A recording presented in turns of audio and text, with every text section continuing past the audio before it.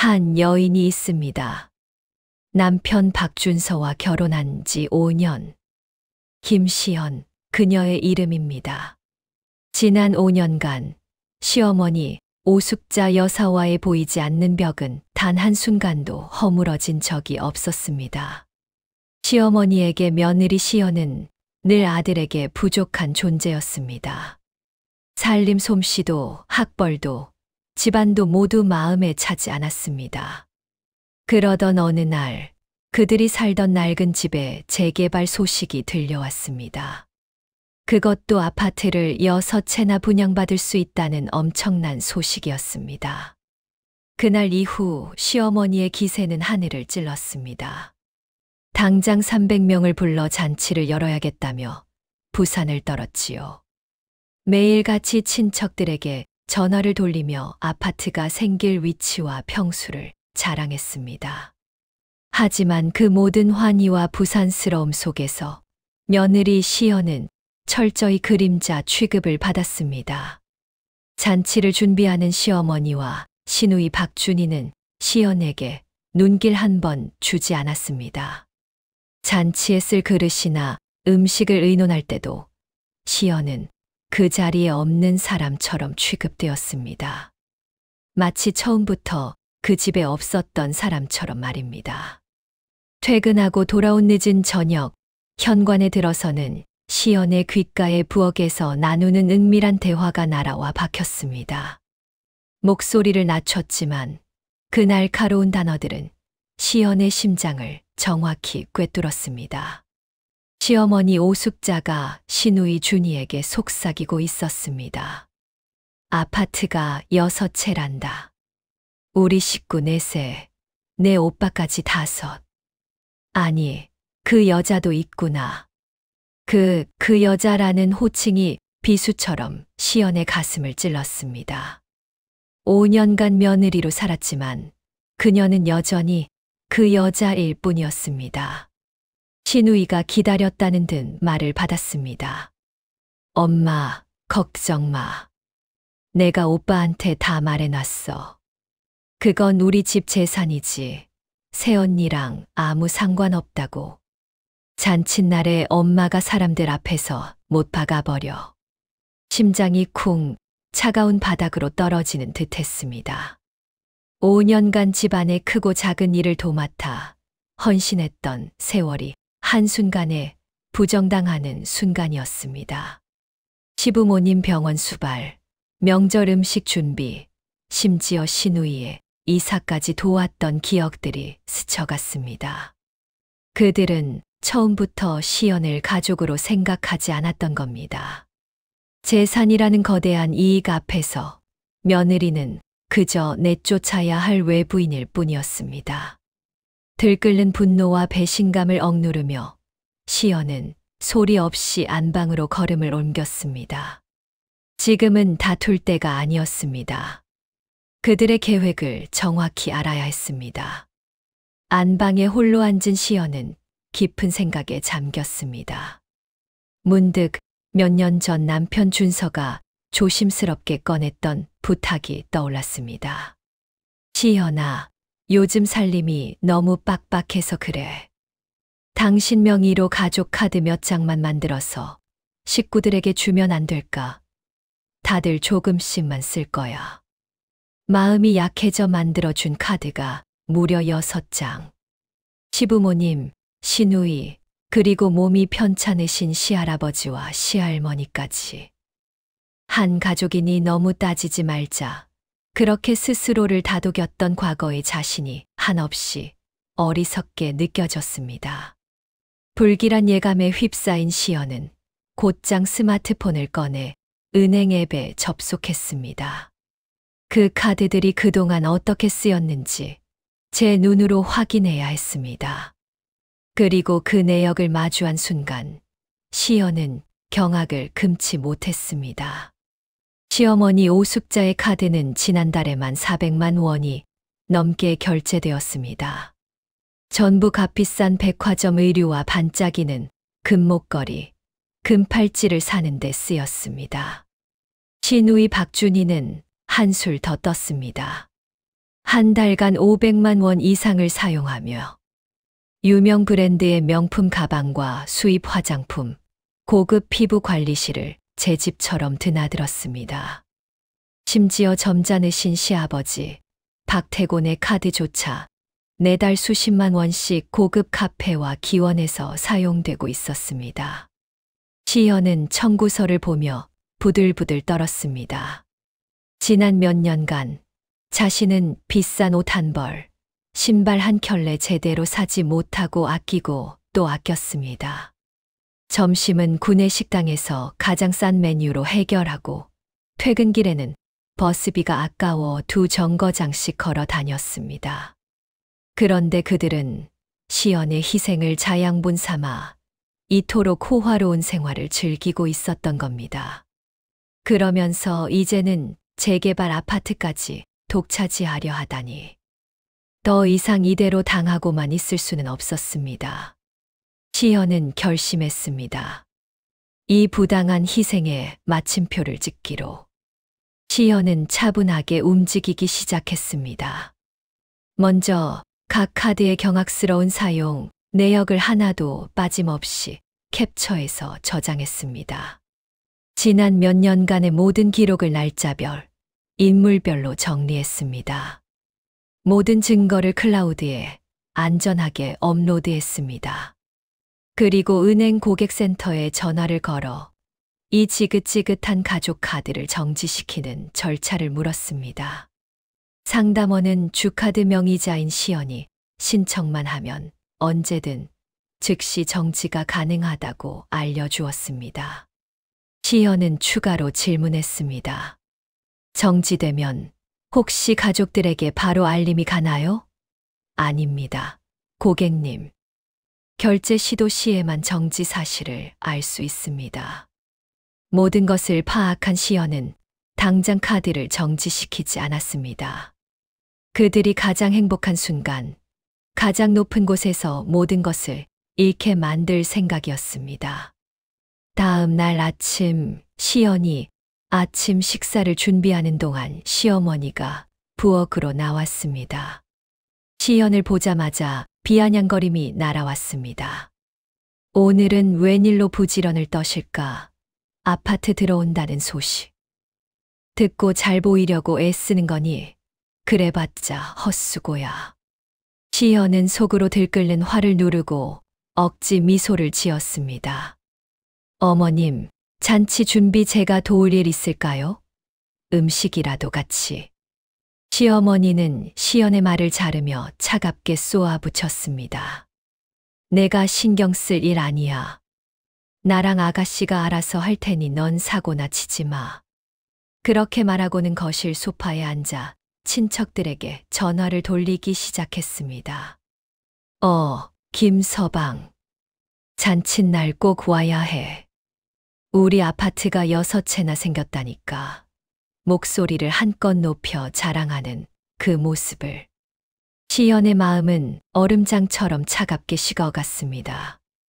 그때 시누이 준이가 방에서 나와 시어머니의 대화에 끼어들었습니다. 엄마, 어제 오빠한테 말했어. 잔칫날에 새언니한테 이혼하자고 말하라고. 재산 문제 복잡해지기 전에 정리하는 게 맞다고 했지. 시어머니는 박수를 치며 웃었습니다. 역시 내 딸이 똑똑해. 이혼하고 나면 내 오빠 더 조건 좋은 여자 만나게 하면 되지. 그 아파트는 전부 우리 것이 되는 거고. 시연이 차려놓은 아침 식사는 안중에도 없었습니다. 두 사람은 시연이 끓인 죽은 거들떠보지도 않고 입맛 없다. 분식집 만두나 사 먹자. 그렇게 말하며 현관을 나섰습니다. 덩그러니 남겨진 식탁. 식어가는 죽을 바라보는 시연의 가슴 속에서는 지난 5년의 세월이 파노라마처럼 스쳐 지나갔습니다. 가족이라 믿으며 헌신했던 시간들. 하지만 그들에게 자신은 돈이 생기자마자 내쫓아야 할 걸림돌에 불과했습니다.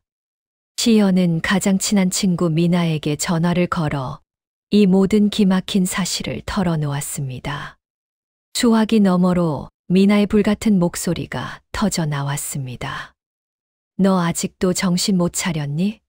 당장 카드부터 정지시켜. 그 사람들이 내 돈으로 사치를 부리게 둬. 그리고 잔칫날 이혼 얘기 꺼내면 그동안 내가 쓴 돈, 내가 갚아준 빚 전부 계산해서 청구해버려. 위자료도 두둑이 받아내. 친구의 단호한 목소리에 시연의 마음도 한결 단단해졌습니다. 은행으로 향한 시연은 창구에서 다시 한번 카드 정지 절차를 확인했습니다. 서류를 작성하려던 마지막 순간 그녀는 정지를 보류했습니다. 잔칫날 그들의 탐욕이 절정에 달했을 때 가장 극적인 순간을 위해서였죠. 은행에서 나온 시연은 백화점에 들러 다나한 아이보리색 원피스를 한 벌 샀습니다. 자신의 돈으로 자신을 위해 산 첫 번째 비싼 옷이었습니다. 미용실에 들러 머리도 단정하게 다듬었습니다.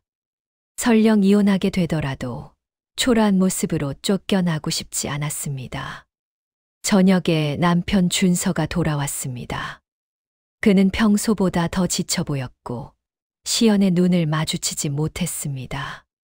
시연은 담담하게 말했습니다. 모레 재개발 잔치, 나도 같이 갈게요. 남편은 순간 놀란 듯 했지만 이내 체념한 듯 고개를 끄덕였습니다. 그래, 그렇게 해. 그는 아파트나 이혼에 대해 단 한마디도 꺼내지 않았습니다. 그 침묵이 시연에게는 더 큰 확신을 주었습니다. 남편 역시 이미 가족들과 한패가 되었다는 것을, 그들의 탐욕스러운 계획에 동참했다는 것을.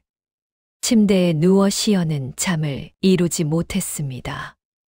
돈이라는 것이 아파트 6채라는 거대한 이익이 어떻게 한 가족을 이토록 괴물처럼 변하게 만들 수 있는지 시연은 다짐했습니다. 그들의 이기심에 대한 대가를 반드시 치르게 하겠다고. 운명의 날이 밝았습니다. 시연은 며칠 전 사둔 아이보리색 원피스를 입고 옅은 화장을 했습니다. 초라해 보이고 싶지 않았습니다. 남편 준서는 짙은 남색 셔츠를 입었지만 얼굴은 굳어 있었습니다. 호텔로 가는 차 안은 숨 막히는 침묵만이 흘렀습니다. 라디오 소리조차 들리지 않았습니다. 호텔 입구에는 박씨 가문 재개발 경축이라는 붉은 아치가 번쩍였습니다. 시어머니 오숙자는 금사로 모란 꽃이 수놓인 화려한 원피스를 입고 하객들 앞에서 목청을 높였습니다. 아이고, 김 사모님, 우리 집이 목이 좋아서 특별히 6채를 받았지. 뭐야, 채당 36평이 넘어. 허벅지를 찰싹 치며 웃는 얼굴의 주름이 탐욕으로 번들거렸습니다. 하지만 며느리 시연과 눈이 마주치자 그 표정은 순식간에 경멸로 굳어졌습니다. 쟨 저길 왜 따라와서 하고 작게 중얼거리는 소리가 시연의 귀에도 들렸습니다. 시어머니는 시연을 무시한 채 하객들을 이끌고 연회장으로 들어갔습니다. 남편 준서가 엄마가 기뻐서 그래라며 변명했지만 그 말은 시연의 귀에 닿지 않았습니다. 연회장은 붉은색 등과 오색 장식으로 화려하게 꾸며져 마치 시장처럼 웅성거렸습니다. 시연과 준서는 구석진 자리에 앉았습니다. 곧이어 시어머니가 단상에 올라 마이크를 잡았습니다. 여러분, 오늘 이렇게 와주셔서 감사합니다. 저희 집이 재개발되어 아파트를 무려 6채나 분양받게 되었습니다. 우레와 같은 박수가 터져 나왔습니다. 시어머니는 만족스러운 미소를 지으며 말을 이었습니다. 이 6채는 말이죠. 저랑 우리 영감 1채, 우리 딸 준이 1채, 그리고 우리 아들 준서 1채. 나중에 재혼할 때 미천이 될 겁니다. 또 시부모님 1채, 남은 1채는 손주들을 위해 남겨둘 겁니다. 딱 우리 식구 6명. 아주 공평하죠. 연 회장은 순간 정적에 휩싸였습니다. 모든 시선이 구석에 앉은 시연에게로 향했습니다. 시어머니의 분배 계획에서 며느리 김시연이라는 존재는 완벽하게 지워져 있었습니다. 시어머니는 여기서 그치지 않았습니다. 엄숙한 표정으로 다시 입을 열었습니다. 사실 제 아들놈이 며느리랑 성격이 안 맞아 지난 몇 년간 순탄치 않았습니다. 그래서 오늘 이 자리를 빌려 확실히 말씀드립니다. 두 사람 이혼하기로 했습니다. 연 회장은 아수라장이 되었습니다. 아파트 분배 때문에 이혼시키는구나 하는 수군거림이 파도처럼 밀려왔습니다. 남편 준서가 창백한 얼굴로 시연에게 다가왔습니다. 미안해. 엄마 뜻이 완강하셔. 우리 그냥 이혼하자. 그 순간 시연은 마음속의 모든 미련이 깨끗이 사라지는 것을 느꼈습니다. 시연은 자리에서 일어나 단상으로 걸어 올라갔습니다. 시어머니의 손에서 마이크를 빼앗아 들고 차분하지만 단호한 목소리로 입을 열었습니다. 이혼 좋습니다. 저도 이견 없습니다. 장내가 조용해졌습니다. 하지만 분명히 할 것이 있습니다. 지난 5년간 저는 이 집의 며느리로서 집안의 모든 재정적 부담을 짊어졌습니다.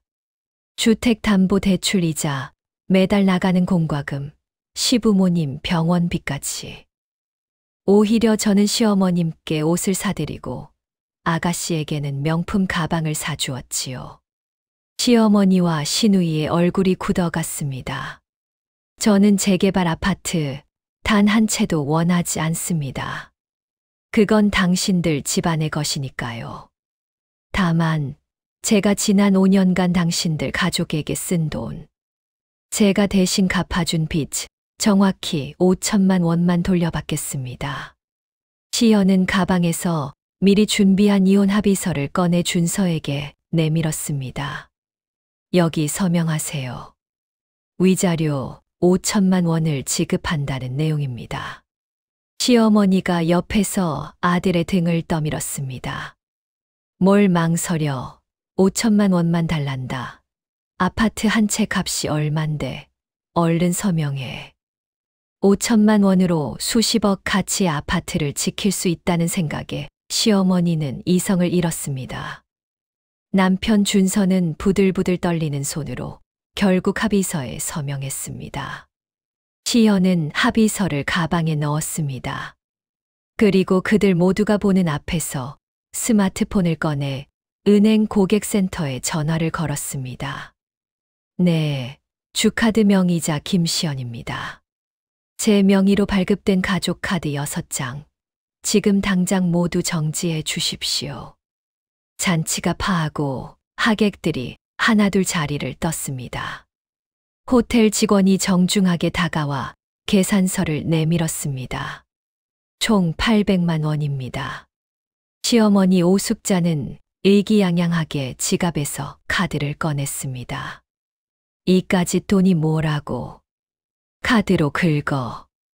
하지만 직원이 단말기에 카드를 긁는 순간 표정이 굳어졌습니다.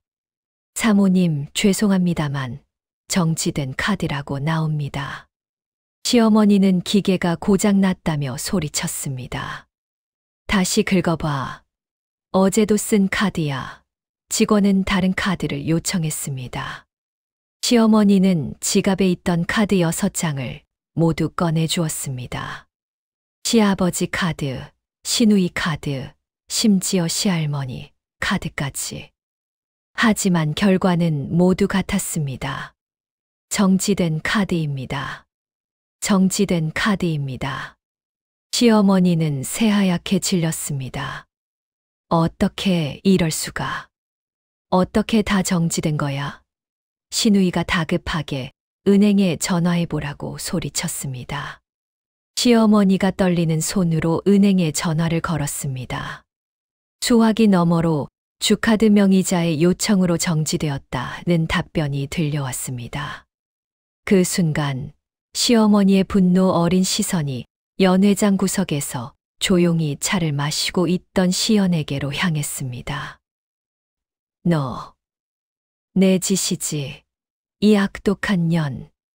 시연은 천천히 자리에서 일어났습니다. 네, 맞아요. 제가 정지시켰어요.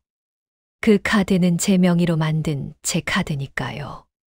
시연은 가방에서 그동안 모아온 카드 사용 내역서를 꺼내 남은 친척들에게 건넸습니다. 여러분, 이게 이분들이 제 카드로 수년간 써온 내역입니다.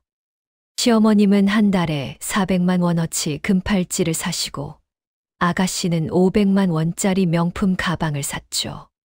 저는 3년 넘게 낡은 옷을 입는 동안에요. 친척들의 시선이 경멸과 조소로 바뀌었습니다. 제 돈으로 사치 부릴 땐 좋으셨겠죠. 이제 그 800만 원 밥값은 당신들이 알아서 해결하세요. 아, 그리고 남편 박준서 씨, 합의서에 적힌 5천만 원도 잊지 마시고요. 시연은 가방을 들고 뒤돌아섰습니다. 뒤에서 시어머니가 바닥에 주저앉아 내 돈 800만 원을 내가 어디서 구해? 라며 통곡하는 소리가 들려왔습니다. 화려했던 원피스는 구겨지고 눈물과 콧물로 얼룩진 얼굴은 아까의 의기양양함은 온데간데 없었습니다. 남편 준서는 어쩔 줄 몰라 하며 그저 엄마 하고 중얼거릴 뿐이었습니다. 시연은 그 지옥 같은 연회장을 한 걸음 걸어 나왔습니다. 호텔 문을 나서는 순간 따뜻한 햇살이 그녀의 얼굴 위로 쏟아졌습니다. 지난 5년간 짊어졌던 천근만근의 짐이 사라지는 순간이었습니다. 자신이 뿌린 씨앗은 자신이 거두는 법. 탐욕으로 모든 것을 얻으려 했던 그들은 결국 그 탐욕 때문에 가장 행복했던 순간에 모든 것을 잃게 되었습니다. 그것이 세상의 이치였습니다.